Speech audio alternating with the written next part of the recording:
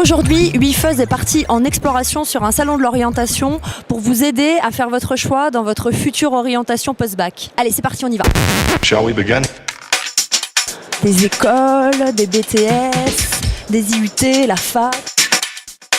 Let's begin now. Gestion, administration, communication, marketing, on ne sait pas quoi choisir. Art du spectacle. Alors donc Oriaction a comme objectif donc de recevoir les jeunes en priorité de terminale pour leur permettre de rencontrer des exposants d'organismes de formation. Alors ces exposants, c'est qui? Ce sont à la fois des professeurs et des jeunes qui peuvent parler de leur expérience, qui vont parler des conditions d'admission dans leur formation, qui vont parler des qualités nécessaires pour réussir dans la formation et qui vont parler des débouchés en termes d'insertion professionnelle. La venue des élèves est encadrée parce que c'est établissement par établissement, donc ils savent qu'ils se rendent à Oriaction, ils préparent et ils débriefent à la fin. Pour nous, c'est fondamental de proposer une préparation à un salon, parce que c'est ça qui fait la différence. Qu'est-ce qu'on pourrait dire à un jeune qui ne sait pas du tout ce qu'il a envie de faire dans la vie? De rencontrer un psychologue de l'éducation nationale chargé du conseil en orientation scolaire et professionnelle. Parce que quand on est vraiment complètement perdu, le risque sur un salon, c'est de tourner, de errer et ne pas trouver de réponse à une question qu'on n'a pas réussi à se poser soi-même. Alors là, nous voilà dans le pôle information-orientation où il y a plein de gens partout. Donc là, ce sont des psychologues de l'éducation nationale, conseillers d'orientation. On va essayer d'en approcher un. Ici, leur rôle, c'est de contacter un maximum d'exposants et au retour, faire un petit bilan de toute l'info qu'ils ont récoltée pour justement, comme je vous le disais, il faut qu'ils arrivent à débroussailler, à trier toutes ces infos, à les organiser pour qu'elles fassent sens pour leur projet, pour la construction de leur projet.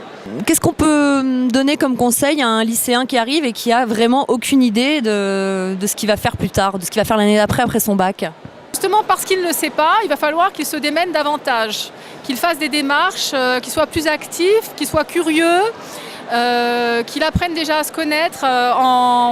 Moi, je renvoie souvent les lycéens à passer un questionnaire d'intérêt, notamment au CIO. Il y a la possibilité de passer des questionnaires d'intérêt différents et après d'avoir le compte-rendu par un conseiller d'orientation, un psychologue de l'éducation nationale maintenant. Et à ce moment-là, ça peut être le début pour travailler le projet en partant de ce qu'il est. Alors ici, il y a une librairie où on peut trouver tout un tas de documentation pour s'orienter. Par exemple, j'ai envie de faire une carrière dans le santé sociale, ma foi. Eh bien, il y a le bouquin des métiers du social à consulter sur place. Ici, on trouve quoi? Sciences et technologies, les études et les métiers. Que faire après un bac L? Après un bac S, un bac ES. Des publications de l'ONICEP, que faire après son bac, un dossier spécial Sciences Po, il y en a pour tous les goûts. Et là-bas, il y a un tout nouveau stand, c'est le stand Jose Égalité Filles-Garçons. On va aller y faire un petit tour. On essaye de promouvoir en fait la mixité des métiers et du coup on a fait appel à plusieurs associations.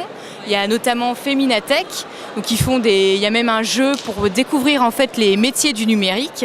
Et du coup, c'est vraiment promouvoir les métiers du numérique et aussi faire attirer aussi les filles, bien sûr les garçons aussi, sur des professions où il y a de l'emploi. Voilà. On va faire venir notamment un sage-femme, un assistant social et puis par exemple une chef d'entreprise dans l'informatique. Super, ça bouge enfin. Ouais. Merci l'ONICEP.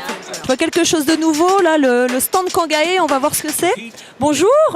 Qu'est-ce que c'est que ce stand Kangae, là, on ne connaît pas, c'est nouveau? Alors Kangae, c'est un tout nouveau site internet dédié aux jeunes de 15 à 25 ans qui souhaiteraient entreprendre quelque chose pendant leurs études, que ce soit un projet associatif, une start-up, une entreprise ou une mission humanitaire par exemple. On va les accompagner dans leur démarche de A à Z, que ce soit en termes de démarche administrative, financement, grâce à tous nos partenaires. Et ça va pouvoir permettre de leur mener à bien leur projet et de les réussir. Voilà. Super, merci, on adore.